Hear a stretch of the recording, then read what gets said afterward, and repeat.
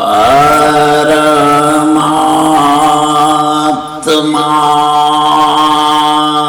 श्री कृष्ण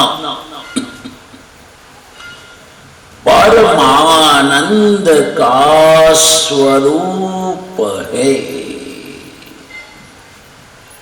श्री कृष्ण प्रेमावतार है।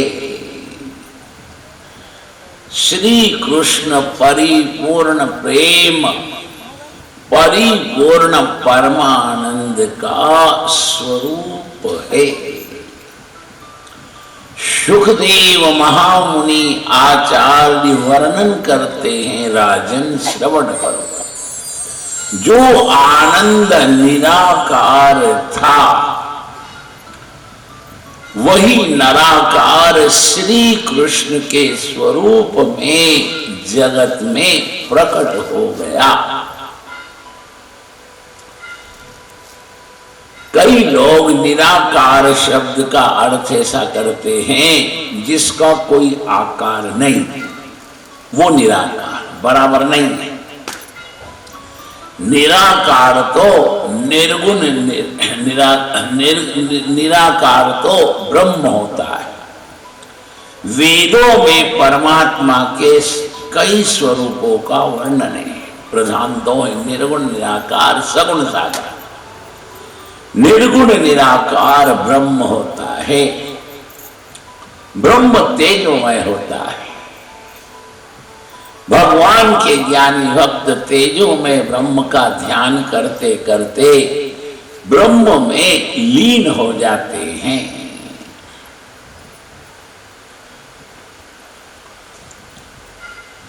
अगर भगवान निराकार होंगे तो लीला कौन करेगा?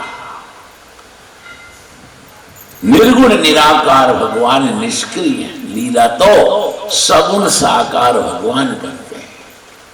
अगर भगवान निर्गुण निराकार होंगे तो हमारा पाप कौन छुड़ाएगा? बोलो, हम किसका आधार लेंगे? निराकार शब्द का अर्थ हमारे पूर्व आचार्यों ने, महापुरुषों ने ऐसा किया है जो एक आकार में निश्चित नहीं, सब आकार जिस एक ही परमात्मा के हैं वो निराकार। भगवान को कौन सिद्ध कर सकता है कि भगवान यहां है कि वहां है कि कहां नहीं? बोलो। ईश्वर असिद्धा, ईश्वर को कोई सिद्ध नहीं कर सकता कि भगवान कहां है और कहां नहीं। वेद भगवान की श्वासों से प्रकट हुए। वेद परमात्मा की सर्वव्यापकता का निरूपण करते हैं। सर्वत्र खलविदं ब्रह्म, संत भी यही कहते हैं, हरि व्यापक सर्वत्र समाना। भगवान के ज्ञान अवतार व्यास जी भी विष्णु सहस्त्र नाम में बोले, अनेक रूप रूपाए विष्णवे प्रभो विष्णवे। जो व्यापक है इसीलिए तो विष्णु है। भगवान सर्वव्यापक है। ईश्वर को कौन सिद्ध कर सकता कि भगवान वैकुंठ में है कि भगवान मंदिर में है कि तीर्थ में है? भगवान सर्व में सर्व काल मिले हैं। कैसे? जैसे लड्डू में चीनी, एक एक कण में चीनी मिली है। जैसे दूध की एक एक बूंद में माखन छिपा है, जैसे मेहंदी के हरे पत्ते में लाली गुप्त है, ऐसे भगवान सब में। जो आनंद निराकार था वो निराकार श्री कृष्ण के रूप में जगत में प्रकट हो गया।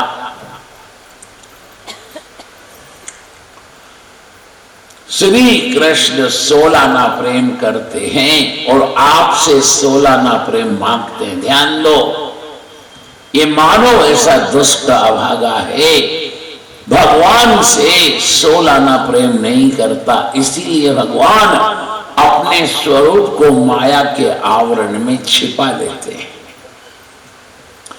भगवान का अवतार होता है, इसका क्या अर्थ? जहां भगवान नहीं होते वहां आकर खड़े हो जाते हैं, इसको अवतार कहते हैं। जो एक जगह है और दूसरी जगह नहीं, उसको ईश्वर कौन कहेगा?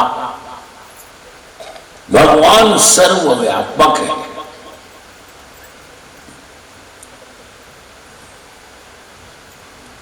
भगवान एक देशी नहीं, सर्वदेशी है, व्याप्य नहीं, व्यापक है।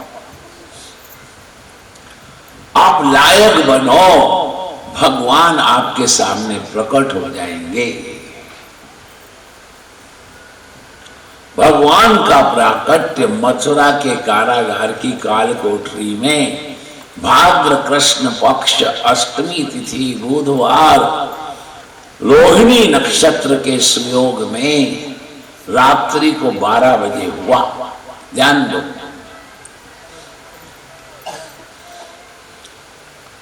भगवान कंस के कारागार में प्रकट हुए। पिता वसुदेव माता देवकी को भगवान ने अपने स्वरूप का भान कराया, बोध कराया।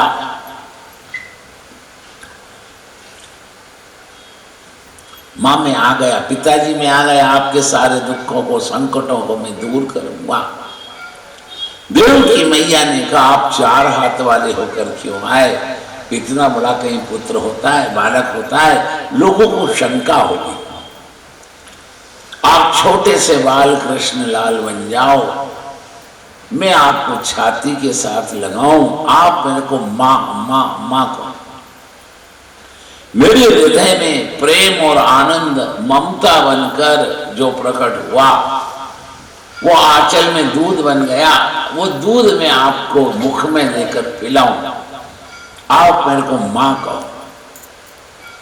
भगवान ने कहा, ये चतुर्भुज स्वरूप की छवि को आंख के माध्यम से आप अपने हृदय में स्थापित करो, क्योंकि अगर मैंने बाल रूप धारण किया तो फिर हे पिता वसुदेव जी महाराज, आपको यहां से मुझे टोकरी में पधरा कर नंद राय जी के गोकुल गांव में जहां उनका महल है, उस महल में यशोदा मैया का कक्ष है। यशोदा मैया कन्या को जन्म दे चुकी, आप मैया की शैया पर मेरे को पधरा कर उस कन्या को लेकर वापस आना। आपको 11 वर्ष 52 दिन का मेरा वियोग और सहन करना पड़ेगा। मैं 11 वर्ष 52 दिन तक ब्रज में रहूंगा। जितनी जल्दी हो जाए उतनी जल्दी मेरे को यहां से लेकर के जाओ। क्या आपको कैसे लेकर जाऊंगा? क्यों कि बाहर कंस के सिपाही, सेवक और पहरेदार हैं कि वो सब घोड़े बेचकर कुंभकर्ण की नींद सो गए। वो बिल्कुल नहीं जगेंगे जब तक आप मुझे लेकर छोड़कर वापस नहीं आओगे। वो सोए रहेंगे कि कारावार के द्वार बंद हैं और बड़े बड़े ताले जड़े हैं कि वो देखो ताले टूट कर खुल गए, द्वार भी खुल गए। आप खुद को भी देखो, आप जो हथकड़ी बेड़ी में जकड़े थे, आपकी भी हथकड़ी बेड़ी खुल गई, आप बंधन मुक्त हो गए। कोई देख लेगा तो अनर्थ होगा। जितनी जल्दी हो सके आप मुझे इस कारागार की काल कोठरी से लेकर गोकुल ले जाओ। कल यहीं तक कथा हुई और आपने उत्सव मना दिया। भगवान गोकुल पहुंचे नहीं। नंद राय जी के महल में यशोदा मैया की शैया पर कन्हैया को पधराया नहीं। यशोदा मैया जो कन्या को जन्म दे चुकी, उसको लेकर वसुदेव जी आए नहीं। कितनी कथा रह गई? कम से कम आधे घंटे की। और उसके पहले ही आपने नंद घर आनंद भयो। कितनी उतावल थी आपको।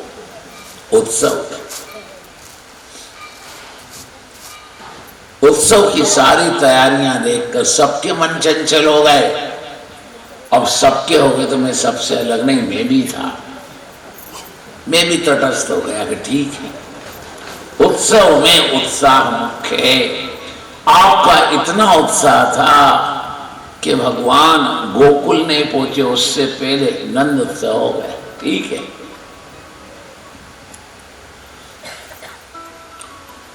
वसुदेव जी लाला को टोकरी में पधराते हैं। कंस के कारागार की काल कोठरी से निकलकर चलते हैं गोकुल के लिए। कारागार से बाहर आते हैं राजमहल में, राजमहल से राजपथ पर, राजपथ से ब्रजमंडल की तरफ अग्रसर होते हैं। मार्ग में यमुना दी आती है। भयंकर मूसलधार पानी गिरता है, बादल गरजते हैं, बिजली चमकती है, झिरमिर झिरमिर पानी गिरता था वो मूसलधार बरसात में बदल जाता है। वसुदेव जी अब यमुना जी के अंदर उतरते हैं। यमुना जी में जल का वेग बढ़ने लगा, कमर तक जल था, अब कंठ तक आ गया। घोर बरसात होती है। नंद राय जी घबरा गए, मेरे को जो होने वाला हो जाए, मेरे लाला को कुछ ना हो। आज बाल कृष्ण लाल ने मन में विचार किया, बाबा को मेरी बहुत चिंता हो गई। उस समय बाल कृष्ण लाल ने दाऊ जी का स्मरण किया। दाऊ जी शेष रूप धारण करके प्रकट हो गए। जैसे आप बरसात में छाता खोलकर सिर पर लगाते हो, ऐसे वसुदेव जी की टोकरी में ठाकुर जी थे और बलराम जी शेष स्वरूप में 1000 पनों से आज टोकरी पर ऐसे छाया कर देते हैं छत्ते जैसे।